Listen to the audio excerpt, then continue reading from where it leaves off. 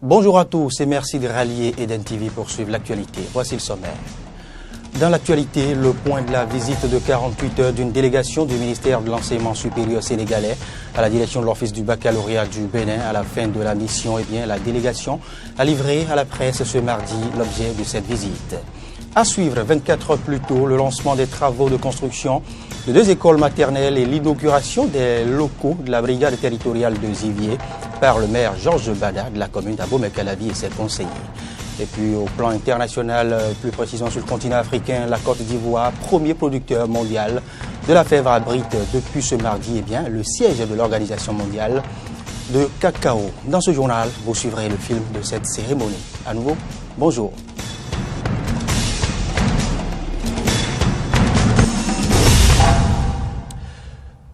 Je vous l'annonçais en titre, mesdames et messieurs, une délégation du ministère de l'Enseignement supérieur et de la Recherche du Sénégal était en mission d'État de 48 heures au Bénin pour s'imprégner de l'expérience de l'Office du baccalauréat du Bénin afin d'implanter, bien évidemment, cet office au Sénégal.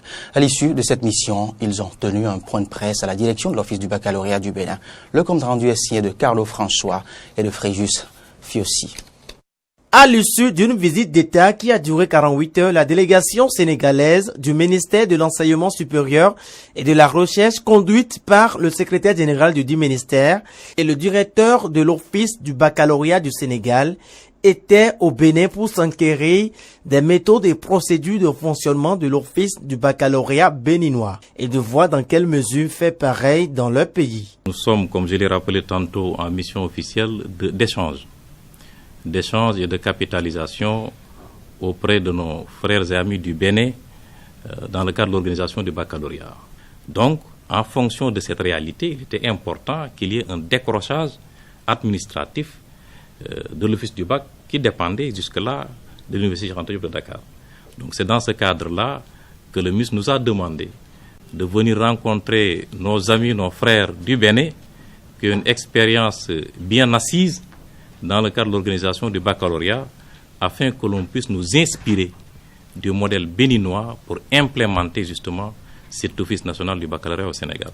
À son tour, le directeur de l'Office du baccalauréat du Sénégal se dit être satisfait de l'accueil et de leur passage au Bénin. On savait que la pratique était parmi les meilleures, mais comme dit l'adage, il vaut mieux voir une fois qu'entendre 100 fois.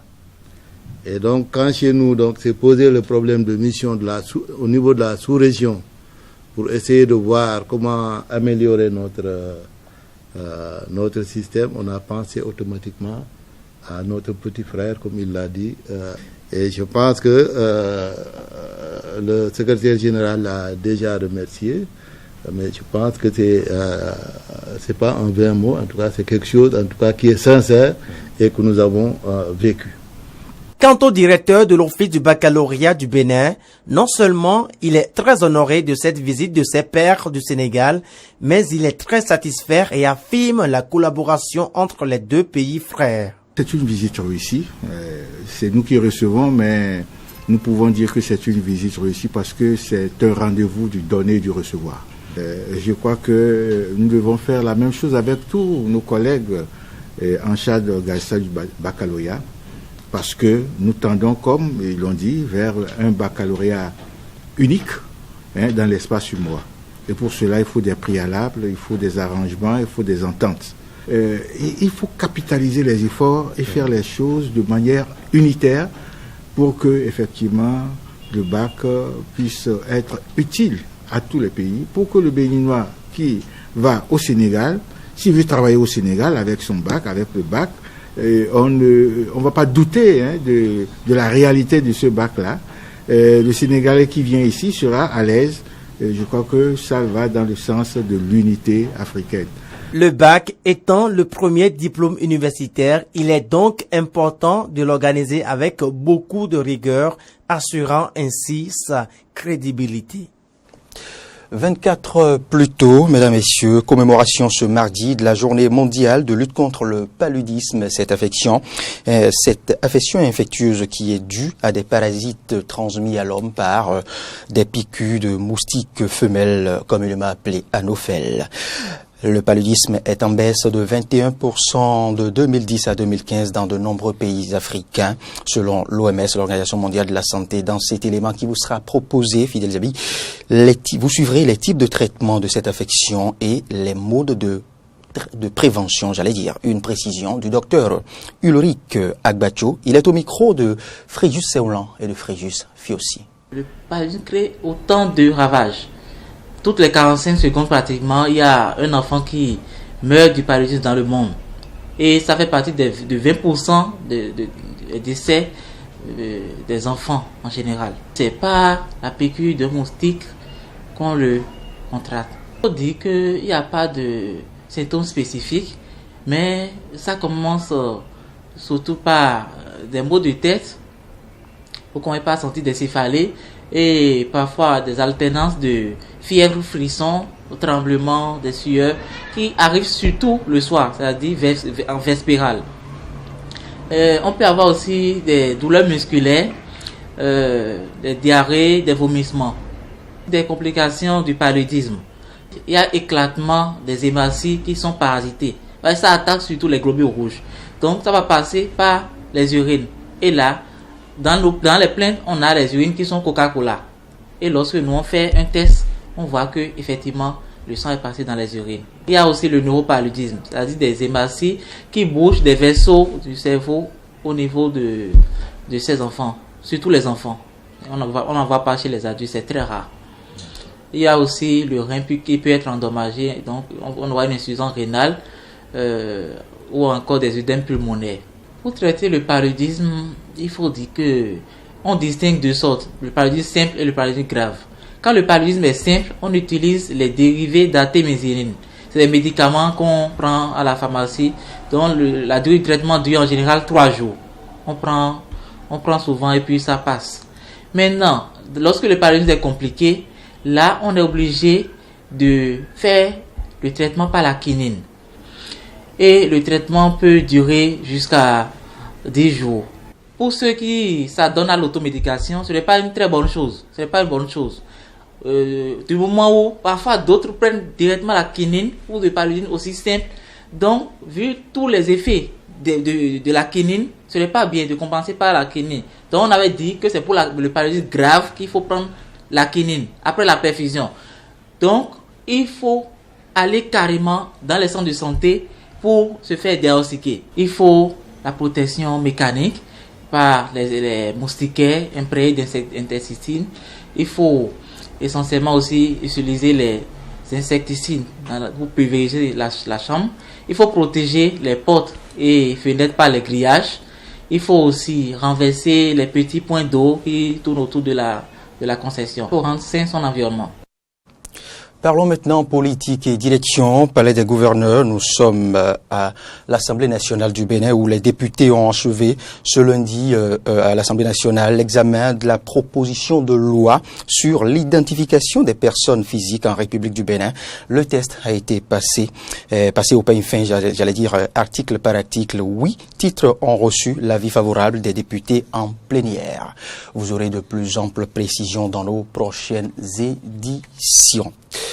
On parle toujours politique. Vous l'avez suivi il y a quelques jours. Le ministre de l'économie et des finances, Romuald Wadaï, était l'invité de l'émission sur la télévision du service public, émission dénommée Bénin révélé, bilan économique du gouvernement sur la chaîne nationale. Je vous le disais tantôt, c'était ce lundi 24 avril 2017. Sans langue de bois, ce dernier a fait le point de l'impact de la politique de réforme du gouvernement du président Patrice Athanase Guillaume Talon. Suivez ici l'avis de quelques citoyens béninois sur cette sortie du ministre des Finances. Sur la sortie du ministre, nous sommes très satisfaits. Puisque sans cette sortie, il y avait une sorte d'amalgame. Les gens criaient, ça ne va pas, ça ne l'est pas. Mais avec cette sortie, nous avons compris que beaucoup de choses se font. Des réformes s'opèrent. Et il va falloir, comme on le dit, aucune réforme ne fait l'unanimité au sein d'un peuple. Cette sortie du ministre nous a permis de savoir que dans notre pays ici, il existe des comptes bancaires qu'on peut qualifier de comptes Sainte Trinité. C'est-à-dire un seul compte ouvert au nom de 3 personnes cela suppose que forcément il doit y avoir des complicités au niveau même de la banque. Et ces genres de choses, le fait de dévoiler ces genres de choses permet au bas peuple de savoir réellement ce qui se passe. Et sur cette sortie, moi j'apprécie vraiment le ministre. Il a été très concis, très précis. Il a été convaincant. Par rapport à tout ce qui se raconte, il a situé l'opinion publique. Nous sommes très satisfaits de sa sortie. Vous savez, selon moi en tant que béninois patriote, ce n'est pas une clarification, c'est une sortie d'évangile. Parce que le ministre Kounché avait parlé il y a environ un mois. Si réellement Wada était un professionnel, ministre des Finances digne de nom, il n'allait pas attendre un mois avant de réagir. C'est parce qu'ils se sont allés concentrer sur des dossiers pour venir donner ces clarifications. Selon moi, il ne m'a pas convaincu hier. La sortie du ministre, moi, après le débat, je n'étais pas étonné parce que je m'y attendais. Je savais qu'il allait venir, comme d'habitude, nous distraire. Parce que moi, j'appelle ça une distraction. Il est venu juste défendre le gouvernement, dire que maintenant les finances sont stables. Mais ce que moi je voudrais dire, il va falloir que le gouvernement de la rupture arrête de voir le fantôme de l'ancien régime partout. Et ça se poursuit sur cette édition d'information. Le maire Georges Bada de la commune d'Abomey-Calavi, accompagné de ses conseillers, les différents directeurs techniques étaient dans l'arrondissement de Zinvié ce lundi pour plusieurs activités. Il s'agit du lancement des travaux, bien évidemment, de la construction de 2 écoles maternelles et de l'inauguration des locaux de la brigade territoriale de Zinvié. Suivez ici le compte rendu. Le conseil communal d'Abomey-Calavi poursuit ses œuvres de développement sur le terrain. Georges Bada et les conseillers communaux se sont rendus ce lundi dans l'arrondissement de Zinvié. Christophe Haïssi, chef d'arrondissement, plante le décor en expliquant le bien fondé de cette descente. Il sera suivi par le maire qui précise à nouveau les raisons qui le motivent à se rapprocher de la base. Le maire est venu à nouveau à Zinvié ce matin pour multiples raisons. La décentralisation, ce n'est pas les bureaux, c'est le terrain. Et mieux nous vivrons les réalités à la base, et mieux on réussirait la construction de notre pays. Ainsi, le premier acte sera la mise à disposition des écoles publiques de Zinvié de 200 tables bancs, 2 bureaux pour directeurs, 6 tables pour les enseignants et 20 chaises. Ensuite, cap sera mis sur les écoles maternelles de Zinvié-Zoumen et Zinvié-Centre. À Zinvié-Zoumen, le bâtiment qui fait office de salle de classe pour l'école maternelle présente un aspect déplorable. L'autorité procédera alors à la remise de sites dans les 2 écoles pour la construction de 2 salles de classe avec magasins et bureaux de chaque côté, et ceci d'une valeur totale de plus de 41 millions de francs CFA. Le dernier acte sera l'inauguration des locaux de la brigade territoriale de l'arrondissement de Zinvié. Construit sur une superficie de 350 m², l'infrastructure comporte des bureaux, des cellules pour hommes, femmes et enfants et une salle d'attente, d'un coût total de plus de 37 millions, entièrement financé sur le budget communal. Après les mots de gratitude du capitaine Didier Aranoumen, commandant de la compagnie d'Abomey-Calavi, le maire Georges Bada s'adressera à nouveau aux populations de Zinvié. Le premier mot est pour remercier le conseil communal et le maire en tête pour l'initiative prise consistant à ériger ce joyau au profit de la gendarmerie. Le directeur général de la gendarmerie, Pamavoa, adresse aussi son remerciement à tout le conseil communal.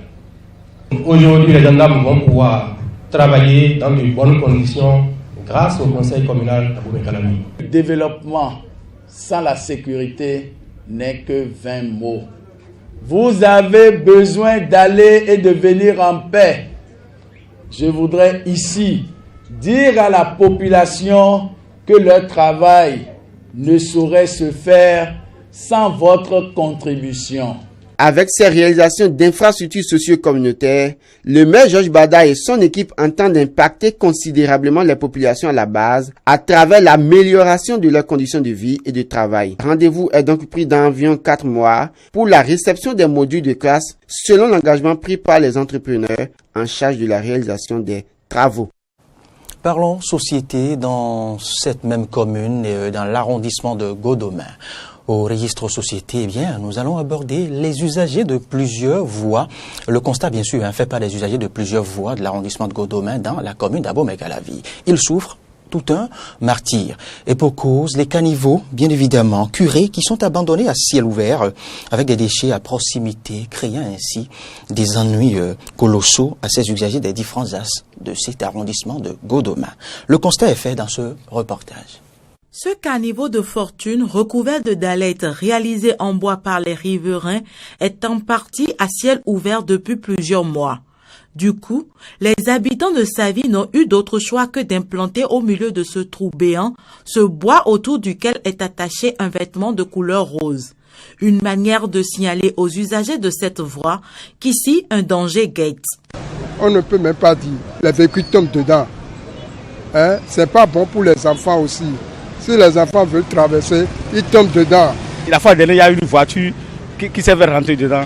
Et c'est mes ouvriers qui sont partis les aider à faire sortir ça.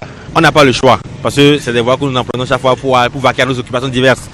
Et si les autorités ne disent rien, bon, on n'a qu'à les exhorter à nous aider. Mais franchement, c'est pas du tout bon. Dans cette zone de Godomain, la même situation d'inconfort créée par les caniveaux. De Savy jusqu'à Derkoumbé, en passant par la voie pavée, située non loin de la voie ferroviaire, les caniveaux curés plusieurs semaines avant le début de cette nouvelle grande saison pluvieuse sont laissés ouverts par endroits ou refermés avec des dallettes déjà cassées.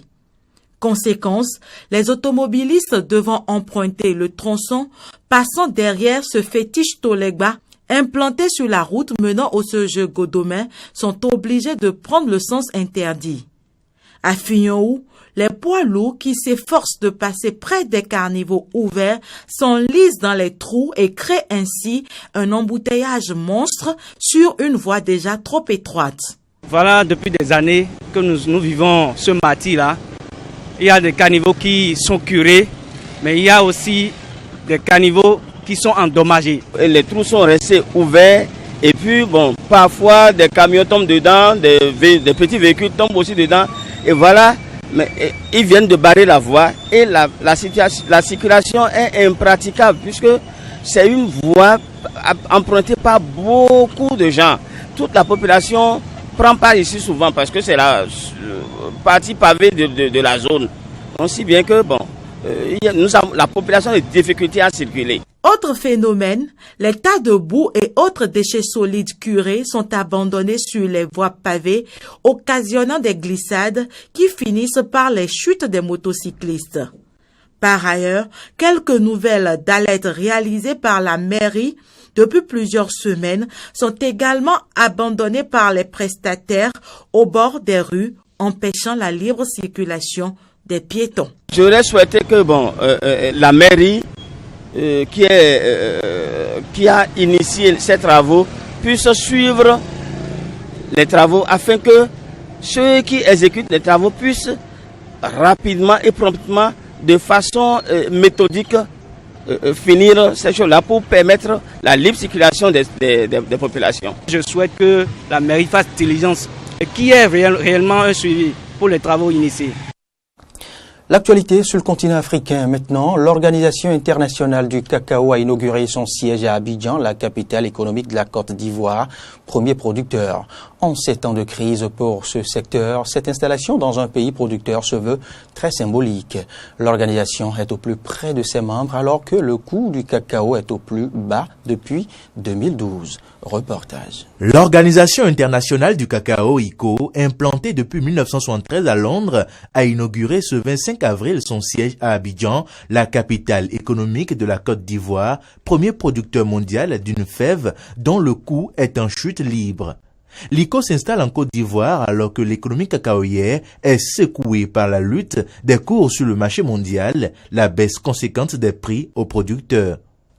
Le cacao a atteint vendredi à Londres 1372 livres sterling à la tonne, au plus bas depuis début 2012.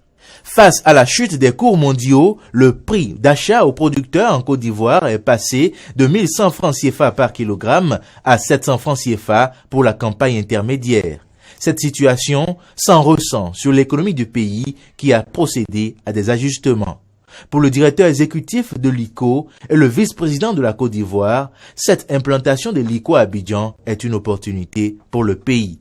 À travers notre implantation dans un pays producteur, nous voulons offrir un meilleur accès à l'information sur le monde du cacao et relever les opportunités qui existent dont les pays producteurs pourraient bénéficier. La Côte d'Ivoire est aujourd'hui convaincue que la présence de l'ICCO à Abidjan offrira des occasions de mieux appréhender les réalités du terrain et mieux apprécier les attentes essentielles des producteurs dans la perspective des décisions adaptées et des mesures concrètes en vue de l'émergence d'une chaîne de valeur profitable à tous.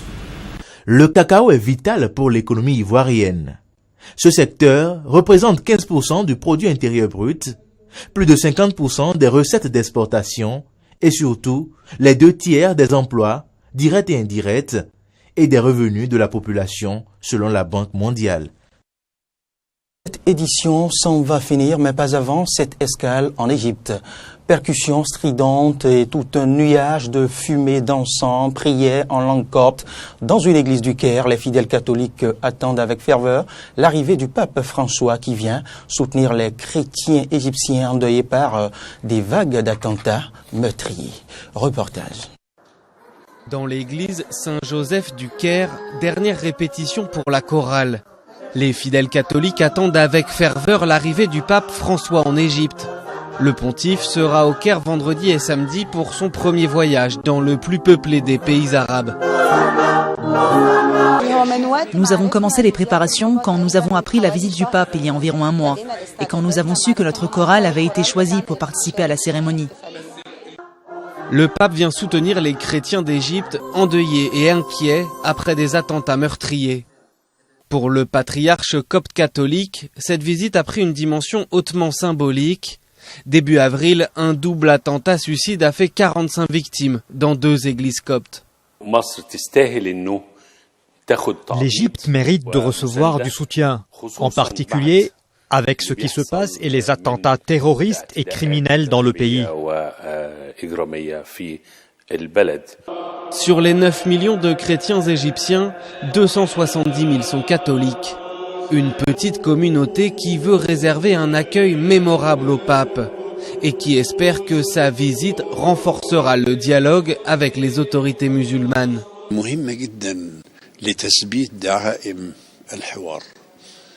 Cette visite est très importante pour consolider le dialogue entre les religions. Ce dialogue a été interrompu pendant un temps, mais le pape François est arrivé et l'a relancé. Les visites de délégation se sont multipliées entre le Caire, l'université Al-Azhar et le Vatican. La visite du pape François intervient 17 ans après celle de Jean-Paul II qui avait marqué les esprits. Samedi, il dirigera une messe dans un grand stade de la banlieue du Caire. C'est tout pour ce point de l'actualité, mesdames, messieurs. Merci de l'avoir suivi sur Eden TV.